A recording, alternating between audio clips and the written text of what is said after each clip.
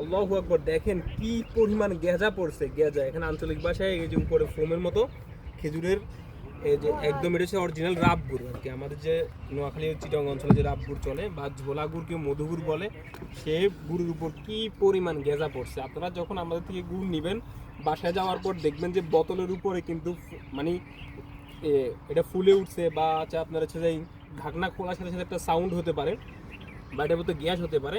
মানে এই গুড়ে এটা খুব ন্যাচারাল, মানে ন্যাচারাল গুড়ে আপনার এটা খুব স্বাভাবিকভাবে হবেই। এবং কি এটার উপরে এরকম মানে হলুদ হলুদ আভা থাকতে পারে। এটা এই খেজুরের গুড়ের মধ্যে আপনার ঝোলা গুড় এবং কি দানাদার গুড় দুটোর মধ্যে হয়। এটা খুবই ন্যাচারাল। এটা দেখে আবার অনেকে মনে করবেন না যে আসলে গুড়ে কোনো ধরনের ভেজাল আছে। আমরা অবশ্যই রং, চিনি, সুগার, হাইড্রোস, চুন কোনো কিছুই দিই না।